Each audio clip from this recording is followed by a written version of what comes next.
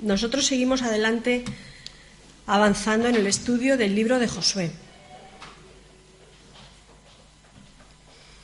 Ya nos queda muy poquito. Nos quedan los últimos capítulos que tratan de cómo se terminó de repartir la tierra entre las tribus, cómo se levantó el tabernáculo en Silo y las ciudades refugio. El tabernáculo fue puesto en el centro del territorio de Canaán. Y Dios estaba en el centro del país, allí representado en el tabernáculo, y las tribus se distribuyeron alrededor, de manera que la adoración estaba representada en ese centro y todas las tribus iban a adorar al centro del país.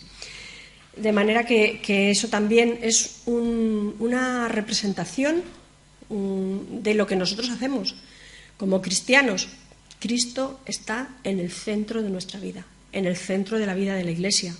Nosotros no adoramos ni un culto, ni un rito, ni una iglesia. Adoramos a Dios en Cristo Jesús y eso es el centro de nuestra vida. Somos cristocéntricos. Cristo es el centro de la vida del creyente. Nos congregamos domingo tras domingo en la certeza, en la seguridad de que estamos juntos en su presencia. Ahora estamos juntos en la presencia del Señor y estamos adorando al Señor desde que nos levantamos cada día, pero los domingos, el día que nos juntamos, recordamos que Cristo resucitó y nos juntamos como iglesia para adorar juntos en la presencia del Señor. En Israel, las tribus, todavía no como nación, sino como tribus, aquí en el libro de Josué, cada tribu tenía una posición que le había sido adjudicada ya viniendo en el desierto, ¿no? Según cómo ellos habían vivido, cómo se habían desarrollado en el desierto, pues ahí eso tenía que ver, cómo después estaban siendo adjudicado el terreno.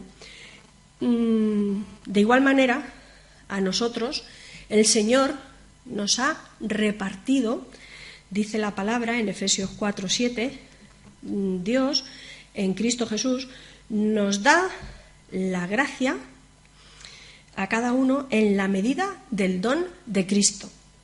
La medida que Cristo nos ha repartido los dones a cada uno, dice que el Espíritu reparte como Él quiere.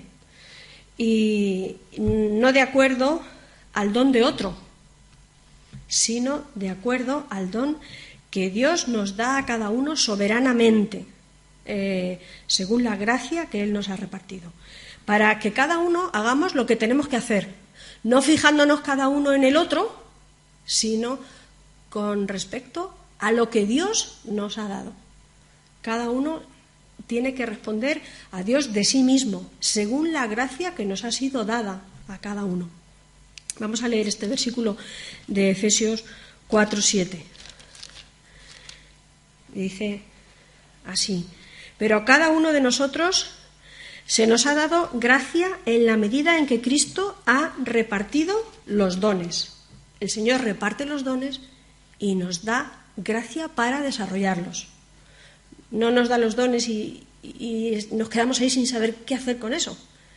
Nos da gracia, que es esa capacidad para desarrollarlos, según la medida de ese don. Hay principios establecidos referentes a la posesión de nuestra herencia en Cristo Jesús, nuestro Señor, los cuales podemos aprender en este libro de Josué, y así los estamos viendo durante todas estas semanas. Y hoy vamos a ver en el capítulo 17 cómo la experiencia de los hijos de Josué, que eran Efraín y Manasés, que sabéis que tuvieron parte, entre las 12 tribus, tuvieron parte Efraín y Manasés, cómo ellos también tuvieron parte, pero de qué manera recibieron ellos su herencia. Vamos a leer a partir del versículo 14, capítulo 17, a partir del versículo 14.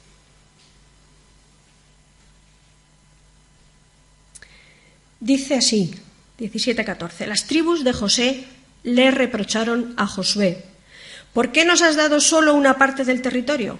nosotros somos numerosos y el Señor nos ha bendecido ricamente. Entonces Josué le respondió: ya que sois tan numerosos y encontráis que la región montañosa de Efraín es demasiado pequeña para vosotros, id a la zona de los bosques que están en territorio fereceo y refaíta y desmontad la tierra para que habitéis allí. Los descendientes de José replicaron: la región montañosa nos queda muy pequeña y los cananeos que viven en el llano poseen carros de hierro, tanto los de Bet-San y sus poblaciones como los del valle de Jezreel. Pero Josué animó a las tribus de Efraín y Manasés, descendientes de José: vosotros sois numerosos y tenéis mucho poder. No os quedaréis con un solo territorio, sino que poseeréis la región de los bosques, desmontadla y ocupadla para sus límites, hasta sus límites más lejanos. Y a pesar de que los cananeos tengan carros de hierro y sean muy fuertes, vosotros los podéis expulsar. También quiero leer el último versículo del capítulo 16:10. Es Efraín, el territorio de Efraín, el otro hijo. Eran dos hijos, Manasés y Efraín. Y dice que los efraínitas no expulsaron a los cananeos que vivían en Gezer. Les permitieron vivir entre ellos, como sucede hasta el día de hoy, pero los sometieron a trabajos forzados. O sea, tanto Efraín como Manasés convivían con sus enemigos. Se quedaron con la tierra, pero convivían con los habitantes de Canaán. No los expulsaron. ¿Recordáis que los enemigos de Israel, qué había dicho el Señor? La promesa del Señor era que serían expulsados de la tierra. Serían expulsados, echados. Esos enemigos serían expulsados para que ellos vivieran en paz. ¿Pero qué tenían que hacer los habitantes, las tribus? ¿Qué tenían que hacer? Expulsarlos. Pero vemos dos tribus, los hijos de José, que no los expulsan. Unos les permiten vivir, realizando trabajos forzados, y los otros están ahí, los hijos de Manasés, la tribu de Manasés, están ahí como, bueno, es que tienen carros de hierro. La tierra se nos queda pequeña, los enemigos viven ahí. Y Josué les dice: coged más tierra, hay bosque, talad los bosques y coged más tierra. Es que tienen carros de hierro, son fuertes, son más fuertes que nosotros. Esa es la pega que le veía, eso es lo que está diciendo este texto. Se quejan a Josué de que habían recibido una parte demasiado pequeña, indigna de su grandeza. Presumían de que por sus bendiciones pasadas, que habían sido muchas, ellos merecían una porción mayor. Necesitaban más espacio, querían una porción mayor para desarrollarse, para crecer. Les había tocado una tierra buena, pero claro, llena de enemigos. Para ellos eso era un obstáculo insuperable. El enemigo no se iba, el enemigo insistía en permanecer en ese lugar, cosa que es complicado, ¿no? Si tú quieres vivir en un sitio y ese sitio te gusta, pero tiene una pega tan grande, vaya. Esta tribu había recibido grandes bendiciones, había cruzado el Jordán, había participado en la conquista, en las luchas, tenía cosas importantes, como por ejemplo era de la misma tribu que Josué. Josué de la tribu de José, descendiente de José también. Se creían gente grande dentro de las 12 tribus. Eran importantes, no eran cualquiera, no eran unos don nadie, eran importantes dentro de las 12 tribus. Porque si recordamos la historia del pueblo de Israel, José era el que el Señor había elegido para llevar a Egipto a todas las tribus, a todos los hijos de Jacob. Era un importante. Y ellos eran los dos hijos, Manasés y Efraín eran los dos hijos de aquel José. Estas dos tribus eran descendientes de los dos hijos de aquel José. El que se había portado bien, no los otros que, bueno, quitando a Benjamín, lo habían tirado al pozo, lo habían vendido como esclavo, digamos que eran de los buenos, eran importantes. Entonces ellos decían, oye, no somos unos cualquiera dentro de las otras 12 tribus, nosotros queremos una tierra ancha y espaciosa, queremos algo más. Su queja fue, no tenemos bastante espacio. El verdadero valor del carácter del cristiano no se puede estimar en relación a ser miembro de una iglesia o de una comunidad cristiana X. Yo es que pertenezco a la iglesia tal. Y entonces, yo pertenezco a la comunidad cristiana llamada tal. No soy un cualquiera. No soy de la calle pequeña, de la iglesia que está en la callecita tal, o de la ciudad pequeña tal. Pertenezco a la iglesia del pastor tal o cual, que es muy nombrada. Es algo así lo que ellos estaban diciendo. Que no somos alguien importante, ¿no? Podemos viajar por el mundo, podemos declarar que somos tal o cual cosa, lo que queramos decir, o miembros de una organización célebre, importante, o agarrarnos a lo que queramos. Y quizá obtengamos respeto y admiración de parte de mucha gente por decir todo esto, estas credenciales. Agarrarnos a lo que queramos. Pero, delante de Dios, poca importancia tiene eso. Porque cuando el Espíritu Santo ilumina lo que hay dentro de nosotros, eso pierde todo valor. Eso tiene admiración de aquí para afuera. Pero cuando el Señor enciende la luz dentro de nosotros y mira, el Señor trata dentro. ¿Os acordáis lo que el Señor le dijo a Samuel cuando estuvo mirando a los hijos de Isaí? ¿Isaí en qué se fijó? En la hermosura de los hijos, ¿no? Dijo, pues tiene que ser este, que es alto y bien parecido, guapete, este tiene que ser el rey. Y el Señor le dijo, no te fijes en lo que se fija el ser humano, porque yo me fijo en el corazón. Yo no me fijo en lo que se fijan los hombres. Yo miro el interior. Y el interior no se ve tan fácilmente. El interior lo ve Dios. Entonces, cuando el Espíritu Santo nos mira, mira el interior. ¿Y eso quién lo conoce? Lo conoce el Señor. La grandeza no tiene nada que ver con nuestra posición en la Iglesia, con lo que hacemos, con lo que decimos, ser o hacer. Tiene que ver con nuestra fidelidad a Dios, con nuestra persistente anhelo de santidad, con lo que deseamos ser para Dios, con lo que queremos ser para Dios, con lo que buscamos de todo corazón hacer para Dios, no con lo que se ve por fuera, sino con lo que Dios ve. Entonces, este pueblo estaba intentando impresionar a Josué. Oye, danos más. Y dijo Josué, bueno, ahí tenéis, no sois tan grandes, cogedlo.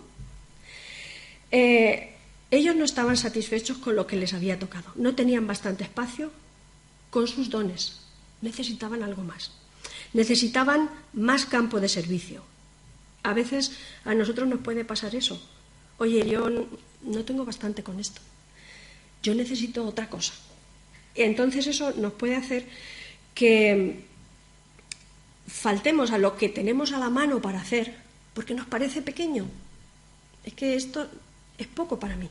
Yo necesito servir en otra cosa, porque esto... ¿Tú te has dado cuenta de quién soy yo? Y yo tengo que servir en otra cosa más acorde a mi prestigio. Entonces, nuestra queja se puede convertir en un obstáculo para servir al Señor.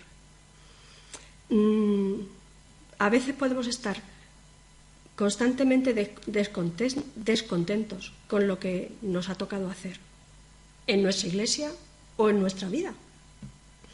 Y anhelamos mayores oportunidades para el Señor. Preferimos irnos a otro sitio, a servir. Pero cuando el Señor ilumina dentro de nosotros, quizá lo que ve son carros de hierro del enemigo que no están derrotados. ¿Puede ser eso? A los hijos de José era lo que les pasaba. Había carros del enemigo que estaban no derrotados. Dios nos puede ayudar a encontrar, por medio de su Espíritu Santo, en el territorio de nuestro corazón algo del enemigo que no está derrotado. Los cananeos, dice el texto, habitaban esa tierra. El enemigo había sido persistente y no lo habían podido echar. Y como siempre sabéis que hacemos un paralelismo entre el texto de Josué y nuestra vida cristiana, pues ¿qué les pasaba a los hijos de José? A la tribu. Estaba diciendo, pues queremos otra tierra. No querían más tierra, porque lo que les está diciendo, coger terreno de los bosques, talar los árboles y coger más terreno. Pero no estaban contentos con eso. No, es que están ahí. Y nosotros podemos pensar, bueno, si yo me fuera de aquí, me fuera a otro ambiente, si yo cambiase de trabajo, si cambiase de iglesia, si cambiase de circunstancias, de acuerdo a mi capacidad, esto cambiaría. Y a veces lo hacemos. Hay personas que cambian, pero las circunstancias no cambian. O podemos pensar, yo valgo más que las oportunidades que me están dando aquí. Y Dios habla a nuestro corazón y nos puede decir, ¿no te das cuenta de que no se trata de que tengas más espacio para desplegar tus dones, sino que no estás obedeciendo a la altura de lo que se te está pidiendo aquí? Satanás todavía puede ocupar en nosotros parte de la tierra. Puede tener todavía parte del territorio con carros de hierro. Los carros de hierro eran una tecnología, digamos, que en esa época no la tenía todo el mundo. Había pueblos desarrollados con la edad de hierro y otros que todavía estaban en la edad de piedra. Y el pueblo de Israel era así. No tenían esa tecnología, no podían competir con un armamento bélico de hierro. No podían luchar contra ellos. Nos gustaría dejar eso atrás, saltar a otra cosa y decir, bueno, pues esto lo dejo, me voy a otra cosa. Voy a saltar esto y me voy a otro lugar donde esto no tenga que competir en este tema. Pero nos vamos a otra cosa y entonces nos encontramos con que los carros de hierro siguen ahí, porque no están en las circunstancias, están en el corazón. Pasa algo.